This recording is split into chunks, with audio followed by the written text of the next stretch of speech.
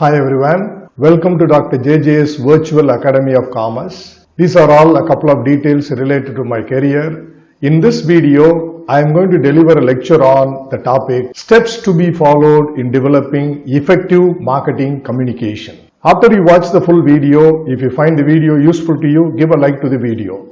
Do subscribe my channel and enable the notification so that you will get the notifications of my new videos. Let's get into the topic. Steps to be followed in developing effective marketing communication. The marketers must carry out the following steps in developing effective marketing communication. Let it be advertising or any other form of communication a marketer makes with the target consumers. He has to follow the steps that are suggested in this video. The first step is identify the target audience for the marketing communication. The second step is determining the communication objectives. The third one is designing a message. The fourth one is choosing the media which will carry the marketing communication. The next one is selecting the message source. And the final one is collect the feedback. These are all the steps in this order to be meticulously followed by a marketer in order to develop an effective marketing communication. The first step, identifying the target audience. A marketing communicator or a company should start with a clear target audience in mind. Before a company comes out with a marketing communication, it should clearly define or understand with whom it is going to communicate. The audience may be potential buyers,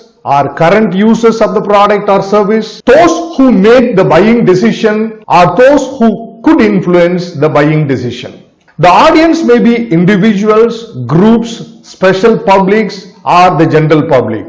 The target audience will heavily affect the communicator's decisions on what will be said, how it will be said, when it will be said, where it will be said, and who will say it. Obviously, we can't have a common strategy of marketing communication for both the children segment and the aged group. Definitely, we need to customize our marketing communication strategies so that we can effectively communicate with the target audience we have opted for. The second step in developing effective communication is determining the communication objectives. Once the target audience for the marketing communication has been defined or understood clearly, the marketing communicator must decide what response is sought for from the audiences. The marketing communicator needs to know where the target audience now stands or what is the present state they have and to what stage they need to be moved. This has to be clearly understood. The target audience may be in any of the 6 buyer readiness stages. The stages consumers normally pass through on their way to make a purchase are awareness, knowledge, liking, preference, conviction, and purchase. So we should understand in which particular stage our target audience for the desired marketing communication stand for. So we should know from which stage to which stage we should move the target audience through our marketing communication. The communicator must build awareness and knowledge. That should be the first priority. For a new brand of a marketing offer, the marketer should first create awareness followed by knowledge about the marketing offer among the target consumers. Assuming target consumers know about the product, now we have to ask a question of how do they feel about it. These stages include liking, that's nothing but feeling favorable about the product, followed by preference, which stands for preferring it to other brands, and the next one, conviction, that's nothing but believing that this particular brand is best for the target consumers. Some members of the target market might be convinced about the product but not quite get around to making the purchase. The communicator must lead these consumers to take the final step of purchase.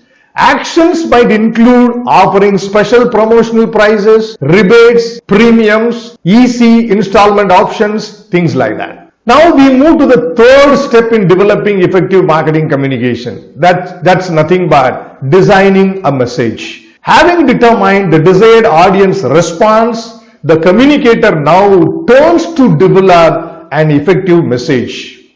The message should get attention, hold interest, arouse desire, and obtain action, which is shortly and collectively known as IDA model. In putting the message together, the marketing communicator must decide what to say. That's nothing but the message content, and how to say it, which would be answered with the support of the message structure and message format. We will look at the details of these three aspects now. Message content. The communicator has to figure out an appeal or theme that will produce the desired response from the target audience. There are three types of appeals available in front of the communicators. They are rational appeal, emotional appeal, and moral appeal. What's the meaning of rational appeals? They relate to the audience self-interest.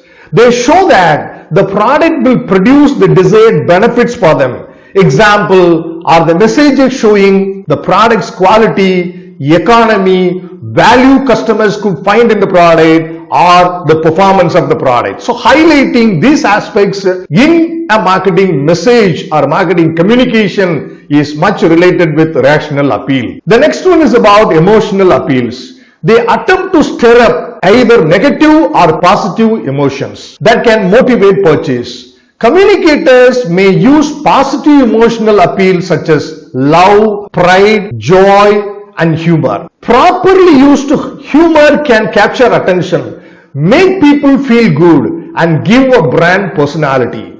However, advertisers must be careful when using humor. If it is used poorly, it can detract from comprehension, wear out its welcome fast, overshadow the product, or even irritate consumers. Communicators can also use negative emotional appeal such as creating fear, guilt, or shame that get the people to do things that they should or to stop doing things they shouldn't. Moral appeals are the third category of appeals available in front of the marketing communicators.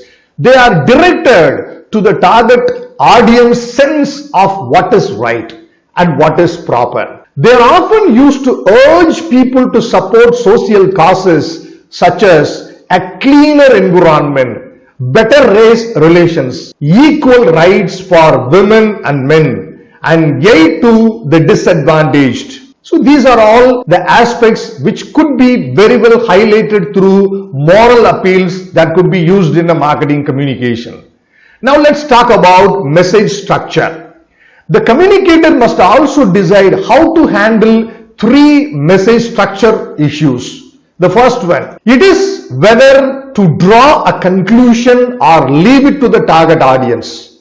The recent research suggests that in many cases, rather than drawing conclusion in an advertisement, the advertiser is better off asking questions and letting buyers come to their own conclusions. I remember an advertisement given for Boni Mix. The company beautifully communicated through its advertisement that looking at the parents, your children are blessed to have required iron content by birth, but when they grow, they need more iron content for better growth.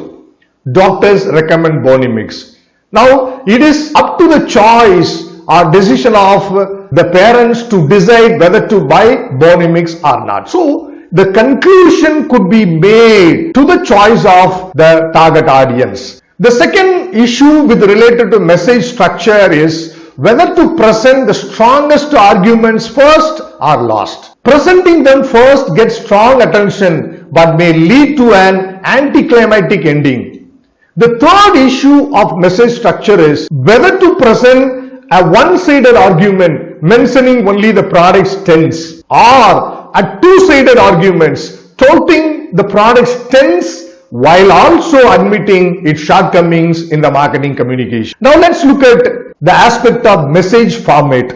The marketing communicator also needs a strong format for the message. In a print advertisement, the communicator has to decide on the headline, copy, illustration, and color.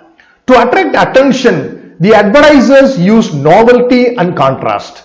eye-catching pictures and headlines, distinctive formats, message size and position, and color, shape and movement. If the message is to be carried on through television or in person, then all these elements plus the body language have to be planned. Presenters plan their facial expressions, gestures, dress, posture and hairstyles. The third aspect to be discussed here is if the message is carried on the product or its package. The communicator has to watch the texture, scent, color, size and shape. The fourth point or fourth step to be followed in developing effective marketing communication is choosing media. The communicator now must select channels of communication which will carry the marketing communication towards the target audience. There are two broad types of communication channels, namely personal and non-personal. In personal communication channels, two or more people communicate directly with each other. They may communicate face to face, over telephone, through the mail, or even through an internet chat. Personal communication channels are very effective because they allow for personal addressing and feedback between the sender of the communication and the receiver of the communication. Some personal communication channels are controlled directly by the marketer himself. For example, company salespeople contact buyers in the target market, but other personal communications about the product may reach buyers through channels not directly controlled by the company. Word of mouth influence has considerable effect in many areas. Companies can take steps to put personal communication channels to work for them. They can create marketing programs that will generate favorable word of mouth communication about the brands. To give more meaning on the concept word of mouth communication, it is the process by which the companies delight a segment of its consumers. By delighting the consumers through offering the products or service more than the expectation of the consumers, you induce such consumers to volunteer themselves to say great about the products and services of our company. This is what word of mouth communication or the process of creating opinion leaders who could go places and volunteer themselves to say great about our marketing offer. Other companies create opinion leaders, as I just explained now. The consumers who are delighted with the consumption of marketing offers and whose opinions are sought by other segment of people in the society. Buzz marketing, it involves cultivating opinion leaders and getting them to spread information about a product or service to others in their communities through online. This is the most popular promotional strategy which are being utilized by the marketers in today's scenario. This is a promotion done by the delighted consumers through online. They spread the news through online with their communities. So it gets spread or it becomes viral and gets spread very quickly with many people who are targeted for the product or service. Non-personal communication channels, that's the second type of communication channels. They are media that carry messages without personal contact or feedback. Major of such media include print media, broadcast media, display media and online media.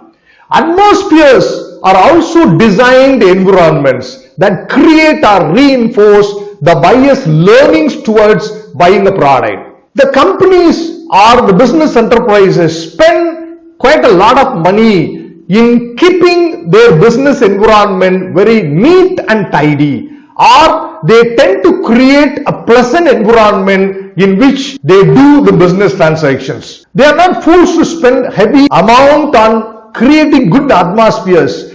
Even a good atmosphere created by companies communicate something positively to the target consumers who visit the place for doing their business.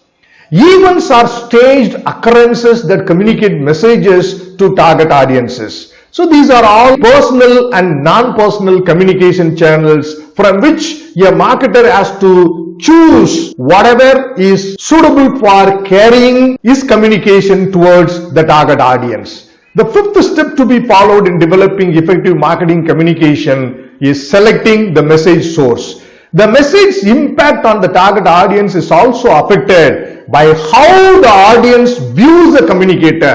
Messages delivered by highly credible sources are more persuasive. Cosmetics could be promoted or endorsed by the people or celebrities who are good looking. A healthy drink could be promoted with the support of sports persons, things like that. Marketers often hire celebrity endorsers to deliver their message. But companies must be careful when selecting celebrities to represent their brands. If any allegation or a rumor created against a celebrity who comes to endorse a brand, it will definitely damage the image of the brand he endorses. So companies should be very, very careful in identifying and selecting the source which is going to communicate the marketing message towards the target audience. Picking the wrong spokesperson or celebrity can result in embarrassment and a tarnished image. The last step to be followed by marketers in developing effective marketing communication is collecting feedback. After sending the message, the communicator must research its effect on the target audience. This involves asking the target audience whether they remember the message, how many times they saw it, what points they recall from the message, how they felt about the message, and their past and present attitudes towards the products and the company. The communicator would also like to measure behavior resulting from the message. The change in behavior among the target consumers could be measured after they get exposed to the marketing communication. How many people bought a product after getting exposed to the marketing communication? Talk to others about it after watching the advertisements. Or how many people visited the stores after getting exposed to the marketing communication. This is what about the feedback. The feedback on marketing communications may suggest changes in the promotion program or in the product offer itself. Thanks for watching this video. I hope I have done my lecture up to your level of satisfaction on the topic steps to be followed in developing effective marketing communication. I'll meet you in another video. Bye for now, everyone.